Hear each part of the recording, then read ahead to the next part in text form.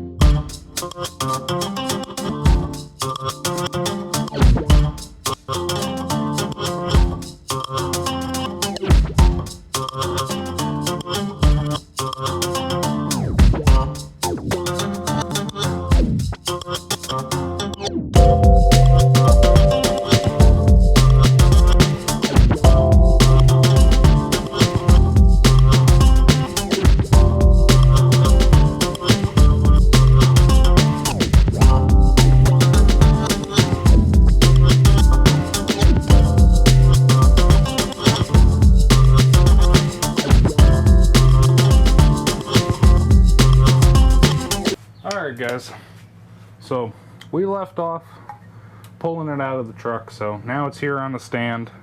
Now we gotta start taking it apart. Really ain't a whole lot to it other than just start tearing into it, I guess. Same thing I've been doing every time I've taken this motor out again. So let's get into it.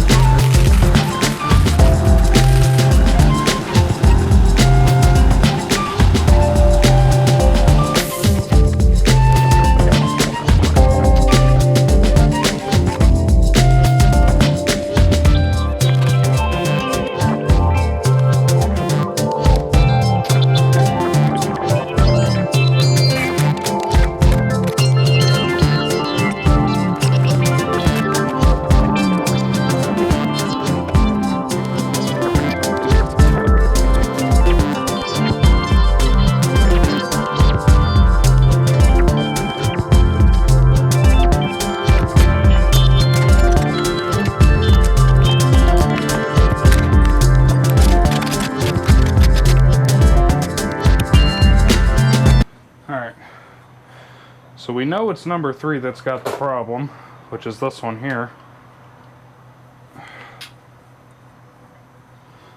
Doesn't feel loose at all.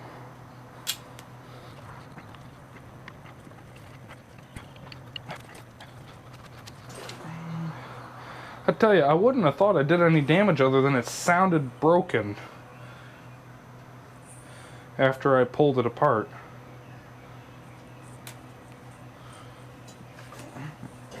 So we're going to pull the cap on number 3 and we're going to drop it out.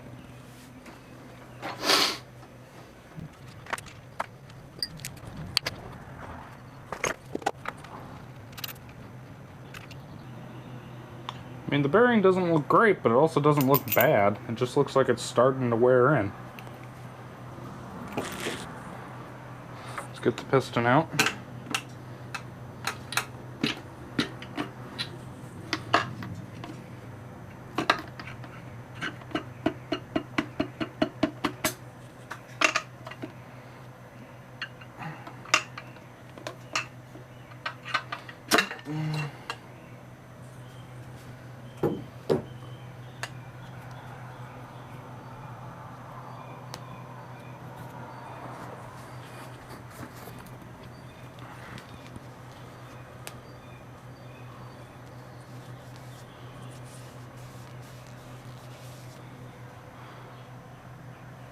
Again, I don't see anything too terribly concerning. I'm thinking that might be the mark from the plastic gauge, but I'm not sure about that. I feel like that should have gone away by now. Wrist pin still moves super smooth. It's not bent. Starting to get a little wear on the skirts, and that's strangely early. It shouldn't be doing that yet, I don't think.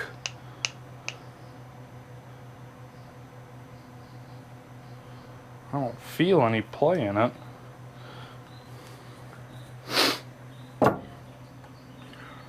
Let's go ahead and pull out its naver and we'll look at it.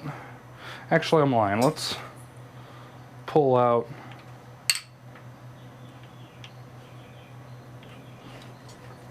this guy.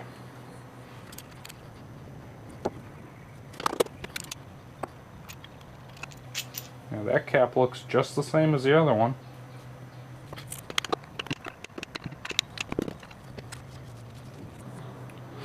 And that bearing looks all the same as the other one did. Not tight. Skirts look about the same. The only thing I can do at this point is just pull them all out and play comparisons and see if anything looks obviously wrong, because nothing looks wrong.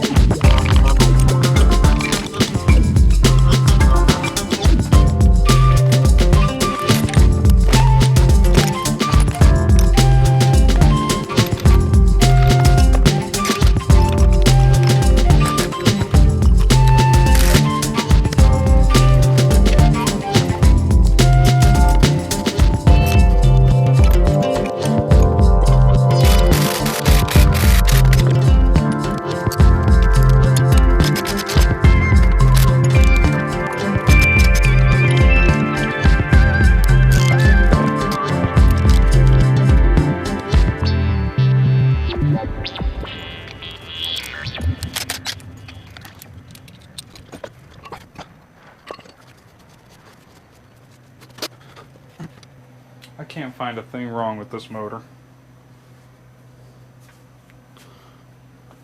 Okay, so here's all 8 pistons off the motor. I have taken all of them apart and I've measured from the wrist pin to the journal. I took the bearing out and I measured from the top of the journal to the inside bore of the wrist pin. And I did that on all 8 of them, and I came back with the greatest variance between length on all 8 of them is 1.5 thou, which I was using a $30 pair of calipers to make that measurement. There's a very real possibility that that was just a fluke that it ended up out even that much.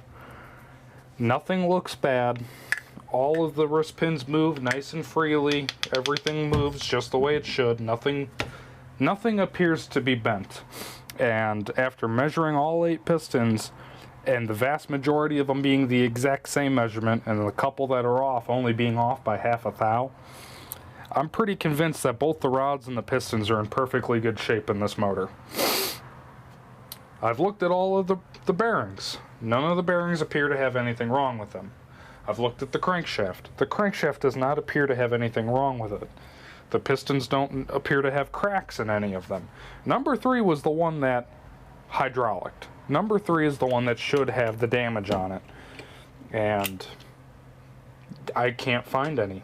I don't see anything wrong with it. Everything is as it should be. Wrist pin moves. Everything looks fine. The bearing looks okay. It's just got this one weird little mark in the bearing. And this is the only one that's got that mark. So, what I'm going to do is I'm going to buy all new bearings for the rods. I might even buy main bearings. I don't think I need them, but I might do it anyways. And then I'm going to put it back together. And we're going to just see what it does. Because at this point, I don't think any of these parts are bad. There's no obvious conclusion to me that anything is wrong. Let's also take into account when it hydrolocked, it was the first spark of the engine. The engine spun a 1/2 rotation, it tried to fire off, and then it hit number 3.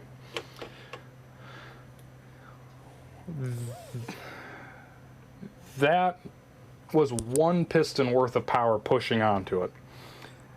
This engine at peak torque makes about 450 foot-pounds of torque, and that's at 3,000 some odd RPM. It makes 450 foot-pounds of torque. If you divide that by 8, that means each piston is able to deliver something in the neighborhood of 50, 60 foot-pounds of torque. But that's at peak torque. This was not at peak torque. This was at the very first rotation of the motor, very far low in the RPM band, would not have been talking about peaks at all. So, in all reality, it saw less than 50 foot-pounds of force.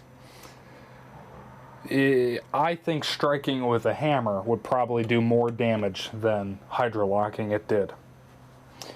I'm starting to think that the noise that I heard in the motor was not actually in the motor at all, but yet, well, wasn't in the bottom end of the motor. It might have been a valve train noise. It might have been something else. It might have been a noise that was always there, but I disregarded it because the engine ran fine. But since I scared myself with hydrolocking it, any noise became a scary noise. That is what I suspect is the problem with this engine. So like I said, I'm going to buy all new bearings, and I'm going to put it back together, and we're going to run it. If it breaks, then we learned something was wrong.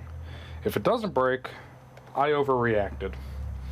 I'd rather overreact and have a motor that's going to last a long time than underreact and blow up a good motor. Especially since it's a 6.0 and those things seem to be difficult to get because everybody thinks that they're gold. So, that's all I got for you today.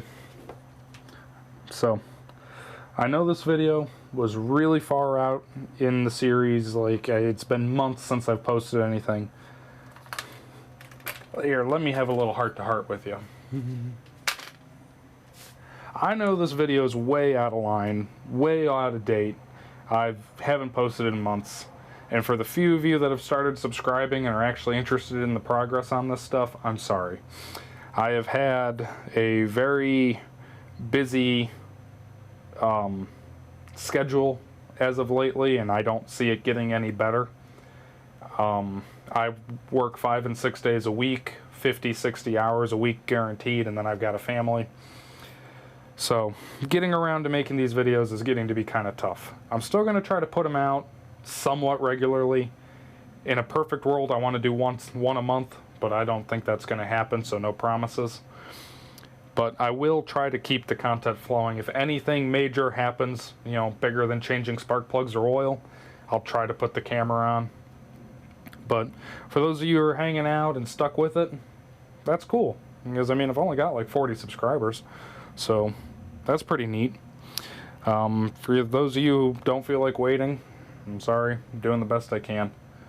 But until next time, I'll have a video putting this motor back together, so I can guarantee at least in the next month or so I will have another one out. So, thanks for watching. I'll catch y'all later.